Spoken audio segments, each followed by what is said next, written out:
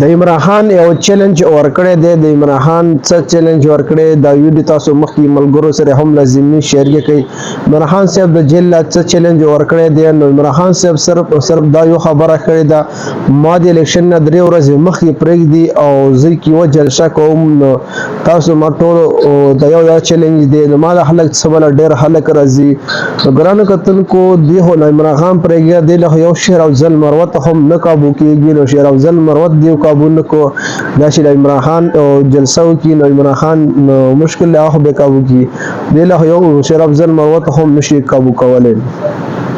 کران کتونکو تاسو دا سیټ کې اچت ګورئ، نو دا دی 15000 روپۍ صرف یو ووټ اخلي. نو دا بقاعده زنانو له د انټرویو د خلکو د کس اخیستې تاسو ګورئ، نو دی 15000 روپۍ یو صرف ووټ اخلي. نو دیو بقاعده چټونه تیار کړي دي، چټونه تیار کړي دي. نو دیو ګرانو کتونکو دا پیسې د ټولو عوامو دي، د 16 میاشت کې د کوم د عوامو لپاره ټول کړي قبل ګرانی راوستي ونه.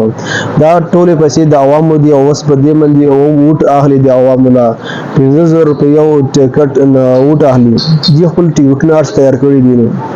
فیصل قریشي هم دا خبره کړې وه چې الیکشن په ورځ باندې به تاسو بریاني پخه کوئ، د خویندو میندو ټولو ته وایم، او فروری باندې به بریاني پخه کوئ او سړو له به ټولو له به د بریاني ورکړئ، ځکه چې داسې په بریاني باندې دوکه کوي او چې ووټ هغو له ورکړي. نو دا فیصل قریشي دا خبره کړې وه. نو باقاعده دې ورسې اوس په پیسو په زور باندې کوي، خو نو الیکشن د ډېر ټایم کم پاتې ده، خو اوس پیسو له به دوی کاروي.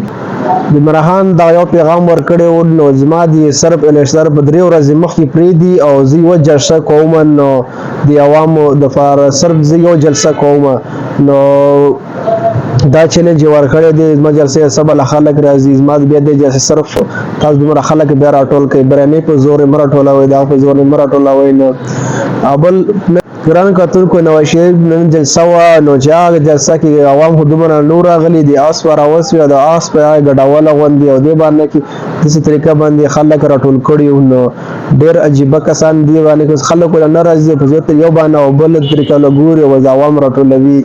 دغه تقریبا 50 کسه هم نور راغلي او بس دې جلسې له څوک نه راځي. نو دا ویډیو کتل ډېره مهرباني.